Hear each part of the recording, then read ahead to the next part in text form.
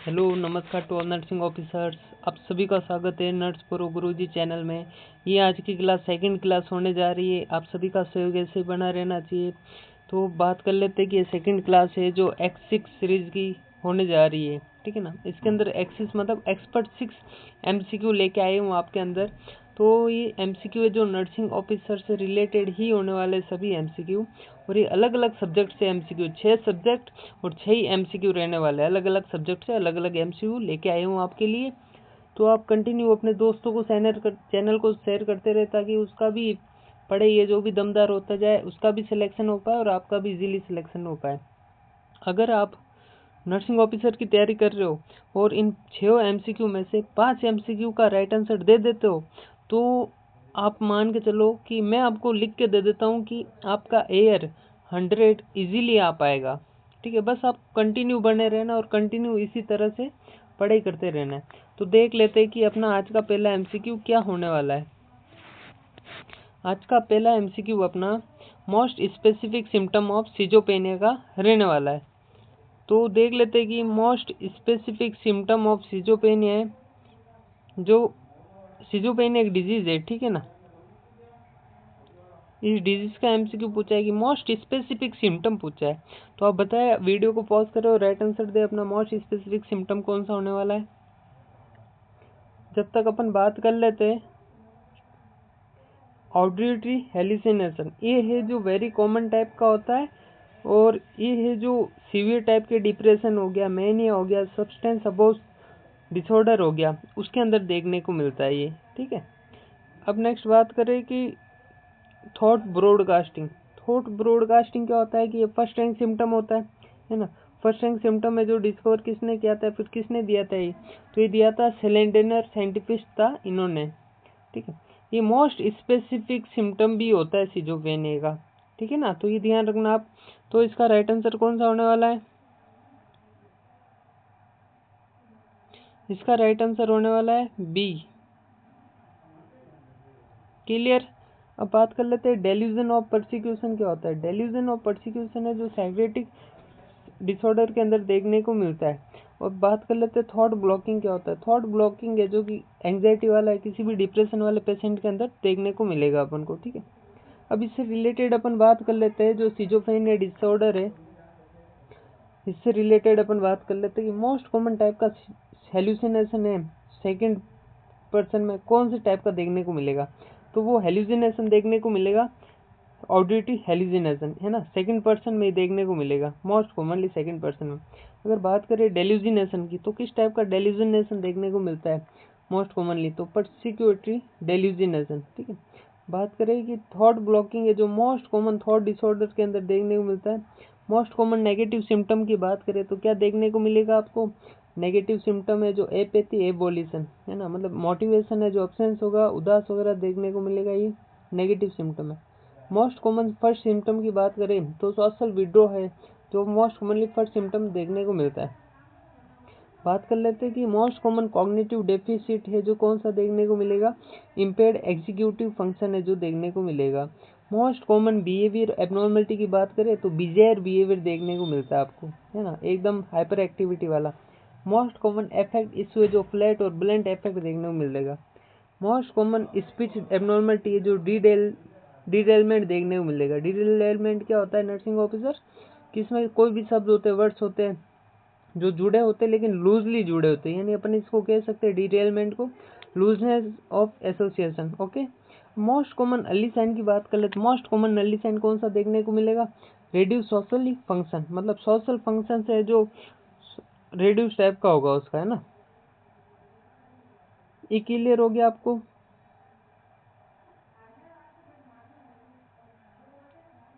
आप बताएं कि एक FRS साइन होता है, फर्स्ट रैंक सिम्टम साइन होता है, उसके अंदर किस टाइप का कंट्रोल होता है, तो वो कंट्रोल होता है एक्सपीरियंस ऑफ एलाइन कंट्रोल, ठीक है ना। और हाईली स्पेसिफिक सिम्टम की बात करें तो कौन सा देखने को मिलेगा आपको, डेल्यूजन परसिक्यूशन, ओके। सिजोपेनिया के अपन बात कर लेते हैं डायग्नोसिस की। तो देखो डायग्नोसिस है जो रिकॉर्ड होता है अगर 2 से ज़्यादा सिम्टम है और 1 महीने से ज़्यादा सिम्टम है, कौन से, delusion, hallucination, disorganize speech, disorganize behaviour, negative symptom, ठीक है ना। तो अपन इसका डायग्नोसिस कर सकते हैं भाई सिजोफ्रेनिया। अगर एटलीस्ट एक सिम्टम है, जैसे डेल्यूजन हो गया, हेलुसिनेशन हो गया, डिसऑर्गेनाइजेशन स्पीच हो गया, टोटल ड्यूरेशन ऑफ इलनेस की बात करें तो 6 महीने से ज़्यादा देखने को मिलेगी। सीजो इफेक्टिव डिसऑर्डर है जो रूल आउट होता है, मूड सिम्टम माइनरी देखने को मिलता है इसमें, ड्रग इंड्यूस्ड साइकोसिस देखने को मिलती है। एमआरआई के अंदर शो करेगा ये क्या, अगर सिजोफ्रेनिया के अंदर एमआरआई करवाए गए तो वेंटिकल है जो इंडल्जमेंट देखने को मिलेगा। पेट स्कैन भी करवाए गए, उसके अंदर डिक्रीज फ्रंटल लॉब मेटाबॉलिज्म देखने को मिलेगा। अपन कह सकते हैं हाइपोफंटोलिटी कह सकते हैं इसको, है ना। और मोस्ट कॉमनली टाइप का डिसफंक्शन होता है जो आई ट्रैकिंग डिसफंक्शन देखने को मिलता है। सिजोफ्रेनिया के अंदर क्या होता है कि एक्सेसिव जो डोपामाइन हो जाता है इन मिसोफिलिक पैथोवे के अंदर, ठीक है। नेगेटिव सिम्टम की बात करें तो क्या कब देखने को मिलता है, जब देखने को मिलता है जब डोपामाइन डेफिशिएंट हो जाता है। कब, इसके अंदर मिसोकॉर्टिकल पैथवे के अंदर। सुसाइड रिस्क से कितना परसेंट होता है, 5 से 10% सुसाइड रिस्क देखने को मिलेगा इसमें। अब ट्रीटमेंट की बात कर ले, ट्रीटमेंट क्या देखने को मिलेगा आपको नर्सिंग ऑफिसर की फर्स्ट लाइन ड्रग्स की बात कर ले तो एटाइपिकल एंटीसाइकोटिक देते हैं जो सेकंड जनरेशन होती है, ठीक है ना। मोस्ट इफेक्टिव ड्रग्स ओवरऑल कौन सी है तो क्लोजेपाइन है। Drug for treatment resistant schizophrenia कौन सा होगा, क्लोजेपाइन। क्लोजेपाइन है जो सुसाइड रिस्क को भी कम करेगी, है ना, और एग्रेसिव बिहेवियर में भी ड्रग्स दी जाती है। अब बात कर लेते हैं कि मोस्ट कॉमनली यूज ड्रग कौन सी होती है। फर्स्ट लाइन ड्रग्स से जो एटाइपिकल एंटीसाइकोटिक है तो मोस्ट कॉमनली यूज ड्रग कौन सी होगी, रिस्पेरिडिन। और लिस्ट वेट गेन एंटीसाइकोटिक कौन सी होती है, जिप्रासिडोन, एपिप्राजोल, ठीक है। मैक्सिमम वेट गेन किससे होता है, क्लोजेपाइन, ओलेनाजेपाइन। नॉन कॉम्प्लिकेंट है ना, मतलब किसी भी टाइप का कॉम्प्लिकेंट नहीं हो रहा है तो उसके अंदर क्या देना होगा, लॉन्ग एक्टिंग इंजेक्टेबल, ठीक है। एक्यूट एजिटेशन हो रहा है तो उसमें ड्रग ऑफ चॉइस क्या रहने वाला है, हेलोपेरिडोल और प्रोमिथाजेन आईएम देना होगा। केटाटोनिक सिजोफ्रेनिया के अंदर क्या करना होगा कि ट्रीट विद लोडजापम और ईसीटी, ठीक है।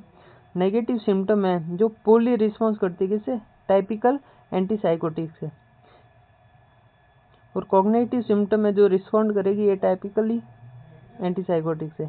जो ड्यूरेशन ऑफ ट्रीटमेंट की बात करें अपन इसमें तो फर्स्ट एपिसोड से जो 1 से 2 ईयर का होना चाहिए। अगर बात करें कि क्रोनिक सिजोफ्रेनिया ट्रीटमेंट है जो कितना देना होगा, लाइफ लॉन्ग देना होगा, ये ध्यान रखना आप, ठीक है। और बेस्ट प्रोग्नोसिस फैक्टर कौन सा होता है, एक्यूट ऑनसेट मूड सिम्टम। और वर्स्ट प्रोग्नोसिस फैक्टर कौन सा होगा, अर्ली ऑनसेट नेगेटिव सिम्टम, ठीक है। ये क्लियर हो गया आपको। अब देख लेते हैं कि मोस्ट कॉमन टाइप का सिजोफ्रेनिया कौन सा देखने को मिलेगा। तो बात करते हैं कि मोस्ट कॉमन टाइप का देखने को मिलेगा paranoid schizophrenia. Most common side effect क्या होता है एंटीसाइकोटिक का, तो ईपीएस होता है, extrapyramidal symptom. Most common cause of relapse कौन सा होगा, तो नॉन कॉम्प्लियंस है जो most common cause of relapse देखने को मिलेगा। मोस्ट कॉमन ईपीएस कौन सा होता है, तो एक्यूट डिस्टोनिया होगा। Most common long term EPS कौन सा होगा, तो टार्डिव डिसकाइनेसिया होगा, ठीक है। Clear.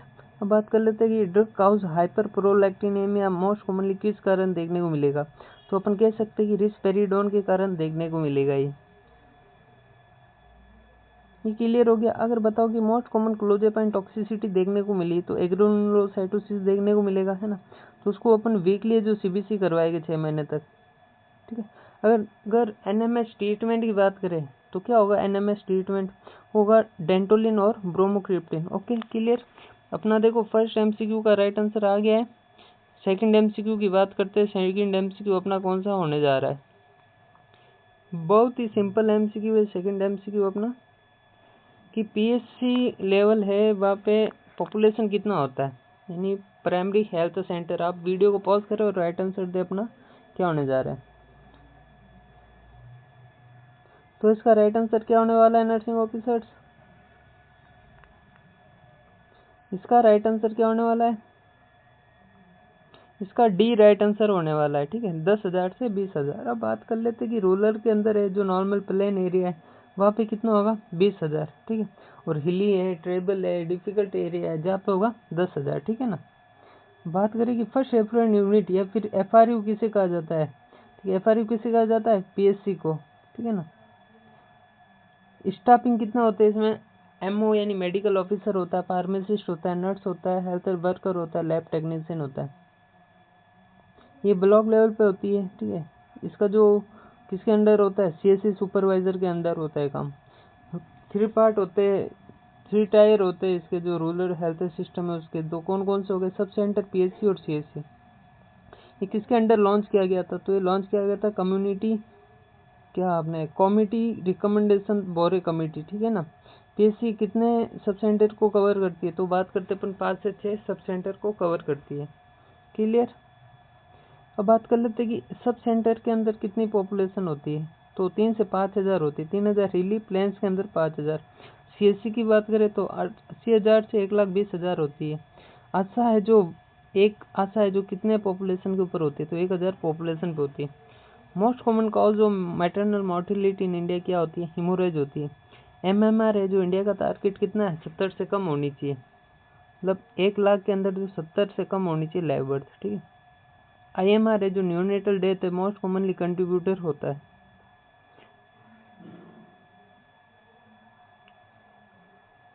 Clear. Most sensitive indicator of health क्या होने वाला है? आईएमआर, ठीक है। क्लियर। ये सभी समझ में आ गया आपको?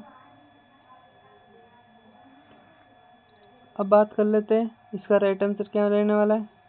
इसका राइट आंसर रहने वाला है बी। क्या रहने वाला है? डी, ठीक है। नेक्स्ट एमसीक्यू की बात कर लेते हैं अपन। The most common cause of acute diarrhoea in children. ये भी सिंपल टाइप का एमसीक्यू है कि देखो कौन सा रहने वाला है आपका आंसर। तो अपन बात कर लेते हैं जब तक आप अपना राइट आंसर दें। देखो most common cause of acute diarrhoea in children के अंदर है, जो 5 साल से कम है उनके अंदर कौन सा देखने को मिलेगा? रोटावायरस। अगर एडल्ट के अंदर बात करें कि वायरल टाइप का गैस्ट्रोएंटेराइटिस इन एडल्ट के अंदर कौन सा है जो इन्फेक्शन देखने को मिलेगा वायरल वाला? तो नोरा वायरल देखने को मिलेगा, ठीक है। बात कर ले कि क्रोनिक डायरिया जो फॉल स्मेलिंग स्टूल है, जो किसके कारण देखने को मिलेगा?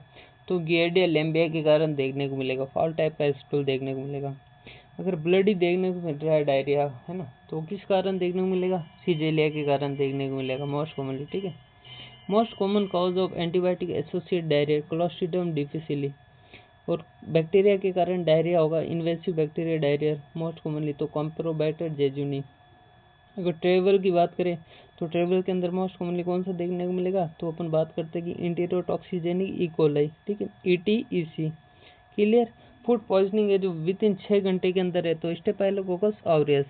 राइस वाटर स्टूल देखने को मिले तो vibrio cholerae. Most common protozoa infection cause diarrhoea in giardia, तो ये डी ऑप्शन है गियर्डिया, ये, ठीक है।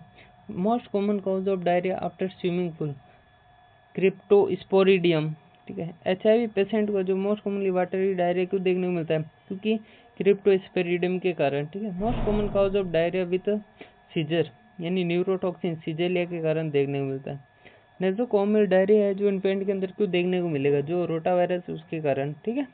क्लियर। तो इसका राइट आंसर क्या होने वाला है अपना? इसका आंसर राइट आंसर सी रहने वाला है, ठीक है ना। Next MCQ. A patient with a COPD is receiving oxygen at 6 liters per minute via nasal cannula.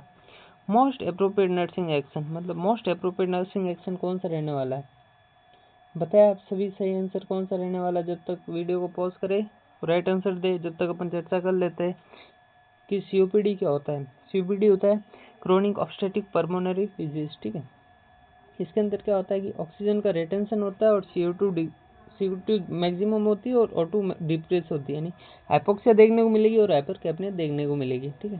अगर बात कर ले कि हाई फ्लो ऑक्सीजन यानी 6 लीटर दे रहे हैं यहाँ पे, तो एलिमिनेट करेगा हाइपोक्सी ड्राइव को, जिसके कारण क्या होगा? CO2 नेक्रोसिस देखने को मिलेगा।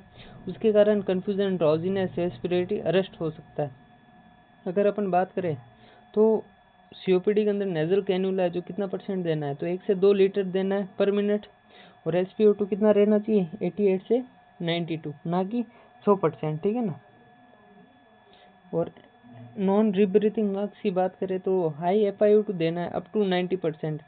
ये डेंजरस होता है सीओपीडी वाले पेशेंट को, यानी इसमें नहीं देना होगा ये भी।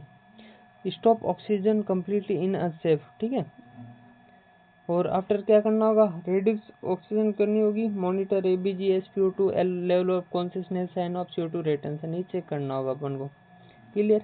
अगर डायग्नोसिस की बात करें इसकी, तो COPD का डायग्नोसिस क्या होने वाला है, तो देखो FEV1 और FVC, ठीक है, जो 0.70 से जो डिग्रीज लेवल देखने को होना चाहिए, ठीक है। ये ब्रोंकोडायलेटर टेबलेट दी, एड्रक्स दी उसके बाद में, तो gold standard diagnostic criteria for COPD होता है, ठीक है। अब बात कर लेते हैं अपन की पोस्ट ब्रोंकोडायलेटर FEV1 है, जो सीवियरिटी स्टेज की बात करें तो कौन सा क्लासिफिकेशन के अकॉर्डिंग देखा जाता है, पोस्ट ब्रोंकोडायलेटर FEV1 है ना, तो गोल्ड क्लासिफिकेशन बोला जाता है।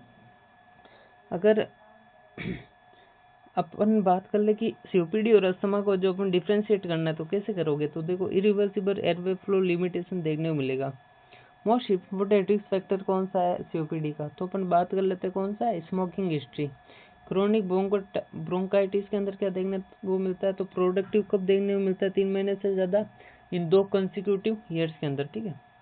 इम्पाइसीमा क्या होता है कि permanent enlargement of air space with alveolar wall destruction. अगर कोई नॉन स्मोकर पेशेंट है COPD वाला, तो उसमें क्या चेक करोगे आप, तो उसमें चेक करेंगे अल्फा-1 एंटीट्रिप्सिन लेवल, ठीक है। अब बात कर लेते हैं कि क्लासिकल क्लिनिकल फाइंडिंग क्या देखने को मिलती है, तो प्रोलॉन्ग एक्सपायरेटरी फेज देखने को मिलेगा। और पिंक पफर, जैसे एम्पाइसीमा है जैसे पिंक पफर कहता है, तो उसको जो ट्रीटमेंट कैसे करोगे अपन नर्सिंग ऑफिसर होते हुए, तो पर स्लिप ब्रीथिंग देनी होगी, है ना। ये क्लियर हो गया। अब बात कर लेते हैं COPD ट्रीटमेंट की, है ना, तो ट्रीटमेंट क्या क्या रहने वाला है COPD में, तो अपन बात कर लेते हैं COPD ट्रीटमेंट है। जो फर्स्ट लाइन ब्रोंकोडायलेटर कौन सी दोगे आप, लामा या लामा। लामा है जो लॉन्ग एक्टिंग है, लामा है जो शॉर्ट एक्टिंग है ना।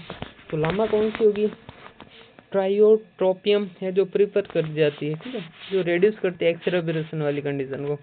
ये अगर कॉम्बिनेशन में कब दी जाएगी, तो मॉडरेट टू सीवियर COPD वाले पेशेंट में, ठीक है ना। ये क्लियर हो गया। अगर एक्यूट सिम्टम रिलीफ को करना है, COPD वाले एक्यूट सिम्टम है उसको रिलीफ करना है, तो क्या देना होगा आपको, साल्बुटामोल जो साबा होती है, ठीक है ना।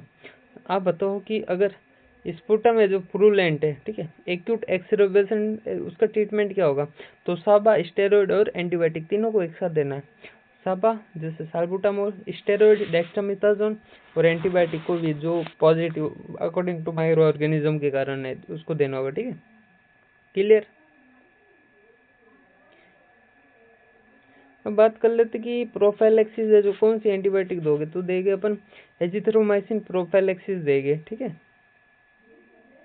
अगर बात करें कि सिलेक्टेड इम्फाइसीमा केसेस के अंदर आपको क्या करना होगा, तो सिलेक्टेड इम्फाइसीमा है तो उसके अंदर सर्जरी करवा के रिड्यूस करवाना होगा क्या, लंग वॉल्यूम, या उसे क्या बोलेंगे, बुलेक्टोमी। क्लियर। इसका राइट आंसर क्या रहने वाला है अपना, सभी बताए nursing officer.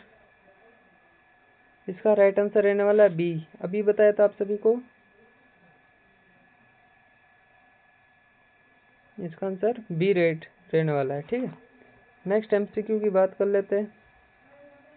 Most sensitive marker for ovarian reserve, तो देखो मोस्ट सेंसिटिव मार्कर है जो कौन सा होता है ओवेरियन रिजर्व का। वीडियो को पॉज करो और अपना राइट आंसर जल्दी दे, कौन सा रहने वाला है। जब तक अपन बात कर लेते हैं कि मोस्ट सेंसिटिव मार्कर है जो ओवेरियन रिजर्व का जो है MS रहने वाला है, ठीक है। और लिस्ट अफेक्टेड है जो MC को लिस्ट अफेक्टेड कौन सा करेगा, तो MS ही करेगा। और ओवेरियन रिस्पॉन्स है जो IVF के दौरान है, जो बेस्ट प्रिडिक्टर कौन सा है, तो AMH ही होगा वो भी। Earliest to decline with age है जो कौन सा होगा, AMH। और ये प्रोड्यूस कहाँ से होता है, तो प्री इंटरनल फॉलिकल्स है जो ग्रेनुलोसोमा सेल होता है वहाँ से प्रोड्यूस होता है। ये बात करें कि AMH लेवल कब बढ़ जाता है, तो PCOS वाली कंडीशन के अंदर देखने को मिलता है बढ़ावा level. Best marker to predict menopause है जो MS होता है। 3-day ovarian reserve test commonly कौन सा करोगे आप, FSH करोगे ना, फॉलिकुलर स्टिमुलेट टेस्ट, हार्मोन वाला। High day 3 FHS significantly poor ovarian reserve है जो FSH रहने वाला है। मोस्ट वेरिएबल मार्कर कौन सा रहने वाला है, तो मोस्ट वेरिएबल मार्कर की बात करें तो साइक्लिक डिपेंडेंट है जो एस्ट्राडियोल रहने वाला है ना, जो इसे E2 बोलते हैं। फर्स्ट नॉर्मल FSH कौन सा है, हाई एस्ट्राडियोल है जो कौन सा रहने वाला है, एस्ट्राडियोल ही रहने वाला है। बात कर लेते हैं अपन की एस्ट्राडियोल है जो कितने से ज़्यादा हो जाता है, तो 80 pg/ml है, वो ज़्यादा देखने को मिलता है थर्ड डे पे, ठीक है ना। उससे सजेस्ट करेगी अपन की लो लेवल का रिजर्व है एस्ट्राडियोल, ठीक है। अब बात करते हैं कि ल्यूटिनाइजिंग हार्मोन है जो लिस्ट रिलायबल होता है ओवरियन रिजर्व मार्कर का, क्लियर। तो मोर सेंसिटिव कौन सा हो गया, लिस्ट वाला भी पढ़ लिया अपन, है ना। अगर बात कर लेते कि बेस्ट अल्ट्रासाउंड मार्कर कौन सा होगा, अगर ये AMH ऑप्शन में नहीं है तो AFC होगा, ठीक है ना। ये किसी भी टाइप के OCP को जो MH है जो इफेक्ट नहीं करेगा। ये सब क्लियर हो गया। अब बात करते हैं ओवरियन फेलियर वाली कंडीशन में FHH है उसका लेवल बढ़ जाएगा और एस्ट्राडियोल है उसका लेवल डिक्रीज हो जाएगा, क्लियर। अब बात करते हैं कि अर्ली फॉलिकुलर फेज के अंदर है जो एस्ट्राडियोल है जो बढ़ावा देखने को मिलेगा, तो इसका राइट आंसर कौन सा रहने वाला है, इसका राइट आंसर रहने वाला है C, ठीक है। नेक्स्ट MCQ, वीडियो को पॉज करें, अपना राइट आंसर जल्दी दे, आपकी राइट आंसर क्या रहने वाला है नेक्स्ट MCQ का। तो बात कर लेते हैं कि drug of choice for anaphylaxis refractory to IM epinephrine, यानी एपिनेफ्रिन से रिफ्लेक्टरी है जो, तो IM एपिनेफ्रिन कौन सी देनी होगी। तो बात करो कि इसका राइट आंसर क्या रहने वाला है, जब तक अपन देख लेते हैं कि इसका राइट आंसर है जो IV एपिनेफ्रिन इफ्यूजन रहने वाला है, कौन सा, IV एपिनेफ्रिन इन्फ्यूजन। तो देख लेते कि IV एपिनेफ्रिन इन्फ्यूजन है जो किसी भी टाइप का इम्प्रूव नहीं करेगा अगर 2 से 3 डोज में IM एपिनेफ्रिन दिया तो, है ना। तो नेक्स्ट इमीडिएटली कौन सा देना होगा, IV एपिनेफ्रिन इन्फ्यूजन देना होगा और साथ में क्या करना होगा, कार्डियक को मॉनिटर करना होगा, ठीक है।